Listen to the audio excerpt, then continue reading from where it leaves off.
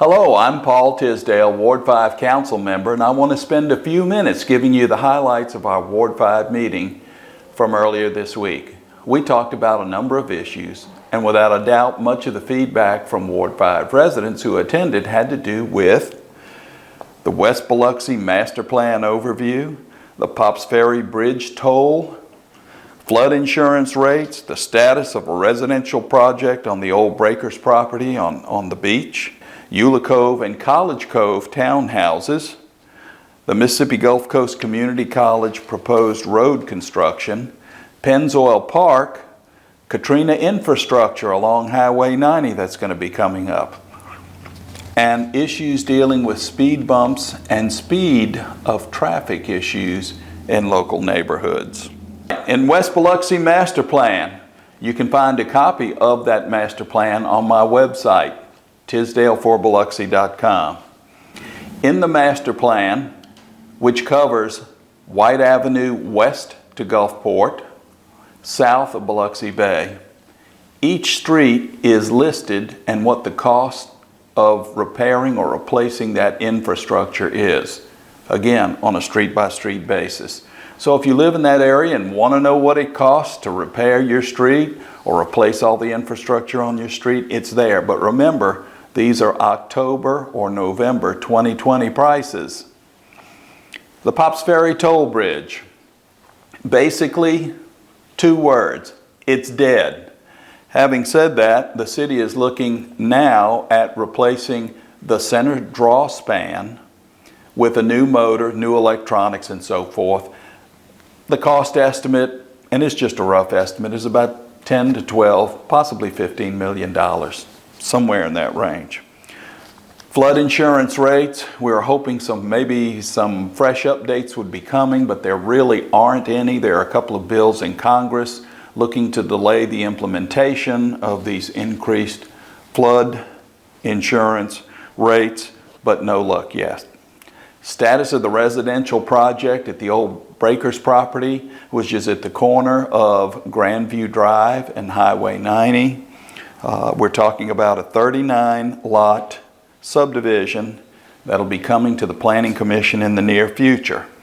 And it's anticipated that they will be pursuing a planned development residential designation. Eula Cove and College Cove townhomes. Mr. Ken Jones is the developer. He was present at the meeting last night. They'll begin clearing land for the Eula Cove subdivision, likely next week or possibly the week after. Following that, several months will be spent putting in the infrastructure, water, sewage, and drainage. There will be 38 townhomes in Eula Cove. Again, this is on Eula Street by the community college. 12 townhomes at the College Cove development. The price points for these townhomes is between $220,000 and $250,000. The Mississippi Gulf Coast Road Construction Project. Dr. Cedric Bradley from the Gulf Coast Community College was there, as was Damon Torricelli, an engineer with Neil Schaefer. This project has been talked about for a number of years. A traffic study's been done by Neil Schaefer. Edgewater Estate residents, however, are still concerned about the ingress-egress issue, entering and leaving the west portion of Edgewater Estates at Westview Drive. The feeling of those residents in that neighborhood who were present was that this proposed road is not really necessary. There's not enough traffic demand for it. There was no projected timeline for this project that was discussed. It's a little early for that. But there is a process to be followed, as was pointed out by Jerry Creel, Community Development Director. The community college has to make an application to construct the road. They've not made that application yet. When the city receives that application, it goes before the city's Development Review Committee, often referred to as the DRC.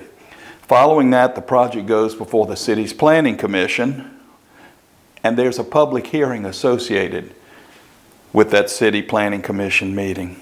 Following that, the project goes to the City Council for approval, denial, or possibly another public hearing. So that's the status of the Gulf Coast Community Road at this moment. Parks and Recreation. Pennzoil Park, Finally, playground equipment is coming to Pennzoil McManus Park.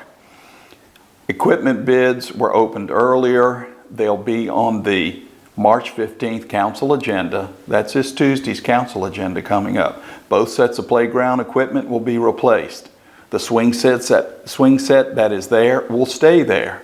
Anticipate about 3 months for delivery and then installing the new equipment. Hopefully, all of that playground equipment will be in place by August. Now, I'm also pushing for a water fountain and a spigot for folks who walk their pets in Pennzoil Park. And if there's money that's left over, if these bids come in under what was anticipated, possibly some fitness equipment or fitness stations there in Pennzoil Park. That's a good thing. The next item that was discussed, Katrina Infrastructure projects BEA 1, BEA 2, and BEA 3. This is water, sewer, and storm drain line replacement. The cost for all three of those projects, $32 million. The completion date is scheduled for spring 2025. BEA 1 will run from DeBees Road to Edgewater Mall along the north westbound lane of Highway 90. BEA 2 will run from Edgewater Mall to Brady Drive, again along the north westbound lane of Highway 90. BEA 3 will run from Brady Drive to Veterans Avenue along the northwestbound lane of Highway 90. The contractor for this job is Case Brothers Construction, and there will be limited space for them to work in along Highway 90, so you can expect lane closures. The next item, final item actually, the Biloxi Police Department Chief John Miller talked about a couple of items. Here's what was talked about. And some questions and answers. A traffic plan for Black Beach weekend, known around here as spring break, that's scheduled for April 8th, 9th, and 10th. That traffic plan remains the same as it has been in past years. No Black Beach weekend events have been booked at the Coliseum this year. Now that's unusual. Neighborhood passes for residents in Edgewater Park, Grandview, Maison d'Orleans, Briarfield, and Oakmont will receive those neighborhood passes as they have received them in past years. It's anticipated but not yet confirmed that the Coliseum shortcut will be open. The heaviest crowds are expected for Friday and Saturday night, and there may be some crowds on Sunday. Speed limits and speed bumps, particularly in Bay Vista and Briarfield subdivisions, were covered. Now there's a process to be followed. The first thing, you want speed bumps or a speed limit change in your neighborhood, the first thing to do is gather a petition for speed bumps or speed limits from your neighborhood, and if you're in Ward 5, send it to me, Paul Tisdale. It may be that a few residents in the neighborhood may not want those speed limit changes or speed bumps. The second thing is that I'll deliver that petition to the city's traffic committee. The third thing is the police department will conduct a traffic study.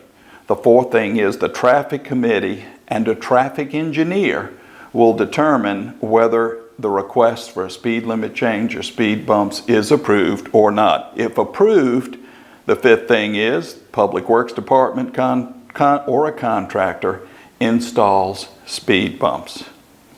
If you'd like to keep up with what's happening in West Biloxi, in Ward 5 specifically, you can contact me at 228-297-6800, preferably by text. Leave your name and your email address, and I'll add you to my Ward 5 newsletter email distribution list. You'll receive that newsletter every Sunday morning. Or if you prefer to email me, my email is ptisdale1@yahoo.com. That's ptisdale and the number 1, ptisdale1@yahoo.com. If you don't include that one, it's going to go to some retired soccer player in Great Britain. Yep, there's a doppelganger in Britain. Thank you, that's it.